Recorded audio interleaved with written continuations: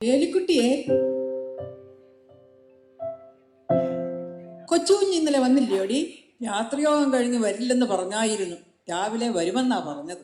രാത്രിയും പകലും പ്രാർത്ഥനയെന്നും പറഞ്ഞ് നടന്ന നിന്റെ മക്കളുടെയും കാര്യങ്ങൾ ആര് നടത്തും?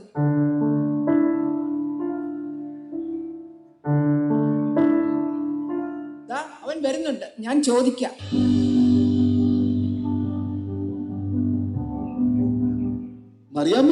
എടാ കൊച്ചുകുഞ്ഞ്, നിന്റെ അമ്മയുടെ സ്ഥാനത്ത് നിന്ന് പറയുക. പ്രാർത്ഥന എന്നും പറഞ്ഞ് നീ ഇങ്ങനെ കുടുംബം നോക്കാതെ നടന്ന ഇതുങ്ങളുടെ ഗതി എന്താകും? അമ്മച്ചി, ആത്മാവിനുള്ള ആഹാരമല്ലേ പ്രാധാന്യം? അത് ഞങ്ങൾക്ക് വേണ്ടതിലധികം. നിനക്കത് മതി, പക്ഷെ ഇവളും നിന്റെ മക്കളും. എടാ എടാ എടാ, വേണ്ട, ഞാനൊന്നും പറയുന്നില്ല. ഏലിക്കുട്ടി, നീ നല്ല ഒരു ചൂട് കാപ്പിയും എടുത്തേ. മറിയാമ്മച്ചിക്കും വേണം കേട്ടോ. എനിക്ക് നിന്റെ കാപ്പിയൊന്നും വേണ്ട. പിണങ്ങാതെ മറിയാമ്മച്ചി. ഏലിക്കുട്ടി, നീ കാപ്പി എടു. അത് പിന്നെ കാപ്പിപ്പൊടിയും ചക്കരയും ഒന്നുമില്ല. മക്കള് ഇന്നലെ വൈകിട്ട് മുതൽ ഒന്നും കഴിച്ചിട്ടില്ല.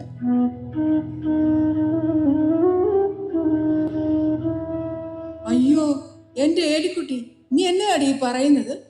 കുഞ്ഞുങ്ങളൊന്നും കഴിച്ചില്ലേ? എന്റെ ദൈവമേ! എടാ എടാ എടാ, നീ ഇങ്ങനെ സുവിശേഷം പറഞ്ഞ് നടന്നാൽ ഇവരിവിടെ പട്ടിണി കിടന്ന് ചാകും. ഓ, എനിക്കങ്ങ്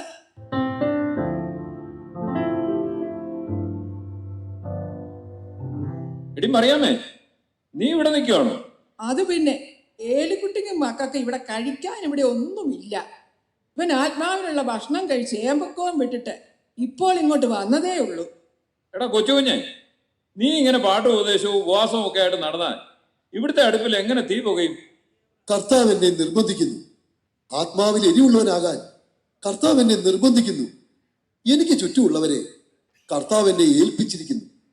പാപത്തിന്റെ ചുഴിയിൽ വീണുപോകുന്ന ഈ തലമുറയോട് സുവിശേഷം അറിയിക്കുവാൻ കർത്താവ് എന്നെ നിയോഗിച്ചിരിക്കുന്നു. ഓ മണ്ണാൻ കേട്ട. എടാ, ഞാനും പള്ളിയിൽ പോവും, രാവിലെയും വൈകിട്ടും കുടുംബമായി പ്രാർത്ഥിക്കും. പക്ഷെ നീ പറഞ്ഞ എന്നതാ ആ എരിവുണ്ടല്ലോ, അത് ദേ ഇവളുണ്ടാക്കുന്ന നല്ല മീൻകറി കൂട്ടുമ്പോഴേ എനിക്ക് ആ സാധനം ഉണ്ടാകാറുള്ളൂ. മനുഷ്യ, നിങ്ങൾ കൊച്ചുകുഞ്ഞിനെ ഉപദേശിച്ച് ദൈവഭാവം വരുത്തി വെക്കല്ലേ. നിങ്ങൾ അങ്ങോട്ട് മാറിക്കേ, ഞാൻ പറയാം. എടാ കൊച്ചുകുഞ്ഞ് ഉപദേശി. എടാ എടാ എടാ, നീ ആരാണെന്നാ നിന്റെ വിചാരം? പൗലോസ് അപ്പോസ്തലനോ? ഏലിയാവോ? ഏലീശായോ? വീടിന് കാശിന് കൊള്ളാത്തവനെ, സ്വന്തം വീട് നന്നാക്കിയിട്ട് നാട് നന്നാക്കാൻ പോകടാ, വിവരം കെട്ടവനെ.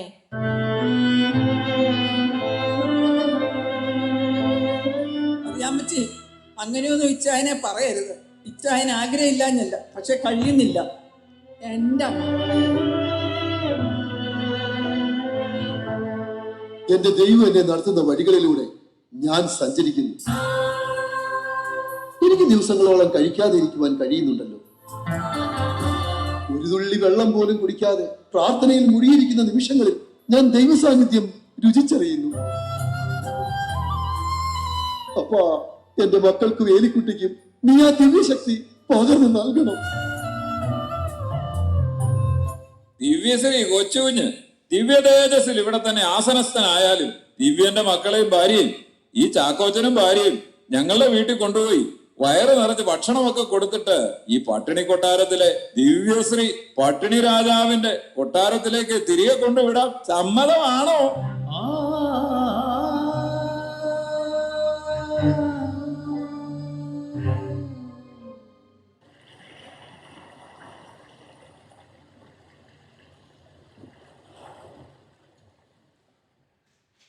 മൂത്താപ്പാക്കലെ വീടാണ്. അതെ, കൊച്ചുകുഞ്ഞ് ഉപദേശിയാണ്. അതെ, ഞാൻ തന്നെയാ കൊച്ചുകുഞ്ഞ് ഉപദേശി. ഞാൻ ഔസഫ്. ആ വള്ളത്തെ കാണുന്ന സാധനങ്ങളെല്ലാം ഇവിടെ ഇറക്കി വെക്കുവാൻ ആരെങ്കിലും ഒക്കെ കൂടി എന്നെ ഒന്ന് സഹായിക്കണേ. സ്വല്പം ദൂരെ നാണേ. ഇതല്ലേ ഇങ്ങനെ ഇവിടെ ഇറക്കുന്നത്? ഇതെല്ലാം എന്റെ മുതലാളി ഉപദേശിക്ക് വേണ്ടി കൊടുത്തു വിട്ടതാ. ഒരു മാസത്തേക്കുള്ള സാധനങ്ങൾ: അരി, മുളക്, പയറ്, പരിപ്പ്, ചക്കര, കാപ്പിപ്പൊടി, ഏത്തക്ക പഴുത്തത്, ഏത്തക്ക പച്ച എന്ന് വേണ്ട സകല സാധനങ്ങളുമുണ്ട്. എന്റെ മുതലാളിയെ ഇന്നലെ ഉറങ്ങിയിട്ടില്ല. എന്റെ മക്കൾക്ക് വിശക്കുന്നു, നീ അവർക്ക് ഭക്ഷണം എത്തിക്കണം. എന്റെ മക്കൾക്ക് വിശക്കുന്നു, നീ അവർക്ക് ഭക്ഷണം എത്തിക്കണം. അത് കർത്താവും എന്റെ മുതലാളിയുമായിട്ടുള്ള ഇടപാടാ, നമുക്കറിയില്ലേ. രാവിലെ എന്നെ വിളിച്ച് സ്ഥലവും വീട്ടിലൊരു പേരുമെല്ലാം മണിമണിയായിട്ട് പറഞ്ഞു തന്നിട്ട് ഇതെല്ലാം ഇവിടെ എത്തിക്കാൻ പറഞ്ഞു. അല്ല വന്നേ, നമുക്ക് ഇറക്കണ്ടേ? എനിക്ക് ഉച്ചയ്ക്ക് മുമ്പ് തിരികെ എത്തേണ്ടതാ, കുറച്ച് ദൂരം ഉണ്ടേ. എടാ കൊച്ചുകുഞ്ഞെ, രാത്രി മുഴുവനും നീണ്ടു നിന്ന പ്രാർത്ഥനയോളം കഴിഞ്ഞത് ക്ഷീണിച്ചു വന്നതല്ലേ നീ? ഞാനും ചാക്കോച്ചായനും കൂടി അതൊക്കെ അകത്തേക്ക് വെക്കാം. ഏലിക്കുട്ടി, നീയും കൂടെ വാ. എവിടെയാ ഇതൊക്കെ ഇറക്കി വെക്കേണ്ടതെന്ന് ഒന്ന് പറഞ്ഞതാ. എന്നാ വാ.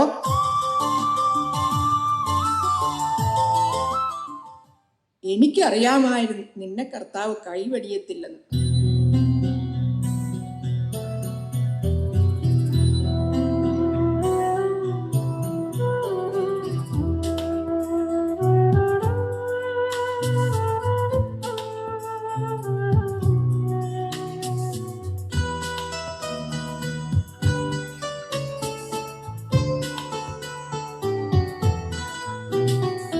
നാളയെ കൊണ്ടെൻ മനസ്സിൽ ലവലേശം ഭാരമില്ല. ഓരോ നാളും ദൈവം എന്നെ പോറ്റുന്നു. തൻ്റെ കൈകളിൽ ഞാൻ ദിനം തോറും ചാരുന്നു. തൻ്റെ കൈകളിൽ ഞാൻ ദിനം തോറും ചാരുന്നു.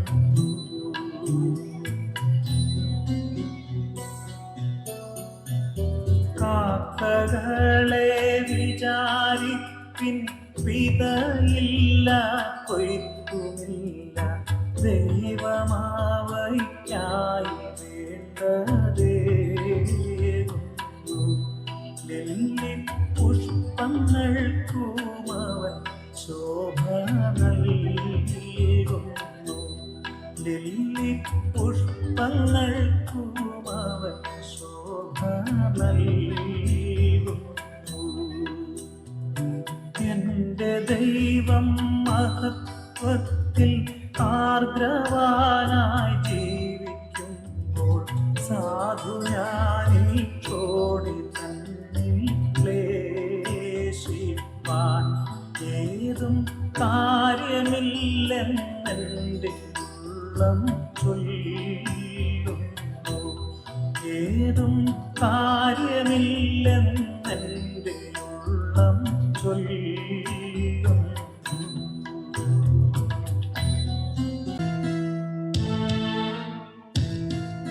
മറിയാമ്മച്ചി, മറിയാമ്മച്ചി, എന്റെ ദൈവമേ.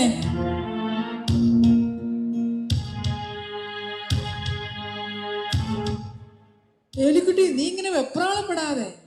ശമൂവേലുകുട്ടിയുടെ പനി കുറയും. രാവിലത്തെക്കാളും പനി കൂടി. ചുട്ടുപൊള്ളുന്ന പനിയാ. ഇച്ചാൻ എപ്പോഴാ വരുന്നെന്നറിയില്ല. ഒന്ന് വന്ന് നോക്കാമോ?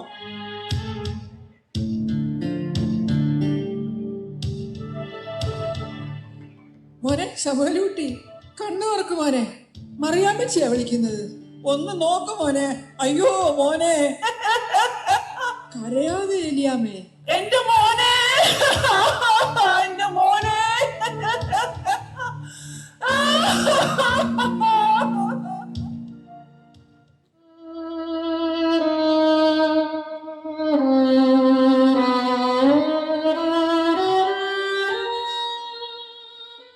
കൊച്ചുകുഞ്ഞ്, നമ്മുടെ ശമൂവേലുകുട്ടി പോയടാ.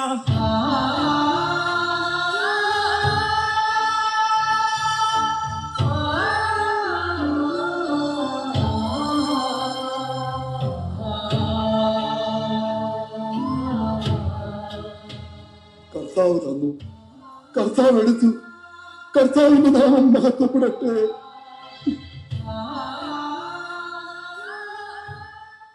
ദുഃഖത്തിൻ്റെ പാനപാത്രം കർത്താവിൻ്റെ കയ്യിൽ തന്നാൽ സന്തോഷത്തോടതു വാങ്ങി ഹല്ലേലൂയ പാടിയിടും ഞാൻ. ദുഃഖത്തിൻ്റെ പാനപാത്രം കർത്താവിൻ്റെ കയ്യിൽ തന്നാൽ സന്തോഷത്തോടതു വാങ്ങി ഹല്ലേലൂയ പാടിയിടും ഞാൻ. ഒരു നല്ല സുവിശേഷകനാകാൻ ഒരു നല്ല ജീവിതശൈലി ആവശ്യമാണെന്ന് സാധു കൊച്ചുകുഞ്ഞ് ഉപദേശി പൂർണ്ണമായി വിശ്വസിച്ചു. വീട്ടിൽ നിരവധി ദിവസത്തെ ഏകാന്ത തടവ്, ധ്യാനം, പ്രാർത്ഥന എന്നിവയ്ക്ക് ശേഷം അദ്ദേഹം തൻ്റെ ജീവിതം, കുടുംബം, തൻ്റെ എല്ലാ സ്വത്തുക്കൾ, ഉത്തരവാദിത്തങ്ങൾ, സമയം, ഭാവി, എല്ലാ ആഗ്രഹങ്ങളും ദൈവത്തിന് സമർപ്പിച്ചു. അതെ, ഭാഗ്യലോകവുമായി ഉണ്ടായിരുന്ന സമസ്ത ബന്ധങ്ങളും വിച്ഛേദിക്കപ്പെട്ടു.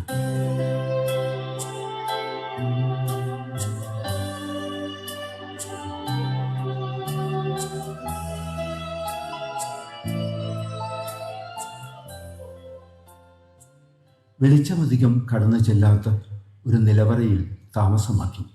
ദൈവത്തെയും ദൈവവചനത്തെയും കുറിച്ചുള്ള അറിവിൻ്റെ ആഴം വർദ്ധിപ്പിക്കുന്നതിനായി വായനയിൽ കൂടുതൽ സമയവും ചെലവഴിച്ചു.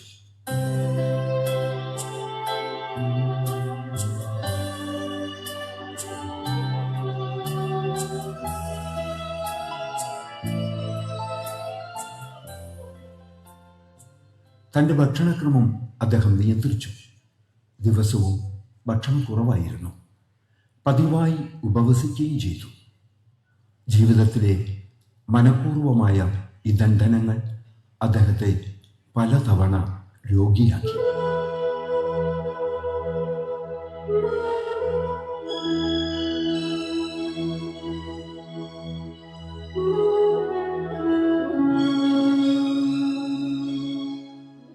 അങ്ങനെ 1945 സാധു കൊച്ചുകുഞ്ഞ് ഉപദേശി കഠിനമായ രോഗബാധിതനാകുകയും നവംബർ 30 രാവിലെ 8:45 അദ്ദേഹം തൻ്റെ ഗീതത്തിൽ എഴുതിയതുപോലെ ശുദ്ധരോടൊന്നിച്ച് ആനന്ദിപ്പാൻ ലോകത്തെയും അതുള്ള എല്ലാറ്റിനെയും ഉപേക്ഷിച്ച് തൻ്റെ നാഥൻ്റെ സന്നിധിയിൽ ചേർന്നു. ലോകം വേണ്ട എനിക്കൊന്നും വേണ്ട, എൻ്റെ താതന്റെ സന്നിധം ചേർന്നാൽ മതി. ലോകം വേണ്ട എനിക്കൊന്നും വേണ്ട, എൻ്റെ താതന്റെ സന്നിധം ചേർന്നാൽ മതി. ചേർന്നിടുമേ വേഗം ഞാനും ആ കൂട്ടത്തിൽ ശുദ്ധരോടൊന്നിച്ച് ആനന്ദിപ്പാൻ.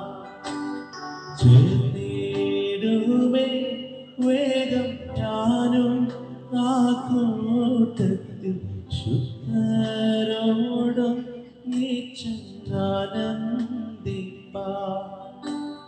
ലോകം വേണ്ട എനിക്കൊന്നും വേണ്ട, എൻ്റെ താതന്റെ സന്നിധം ചേർന്നാൽ മതി.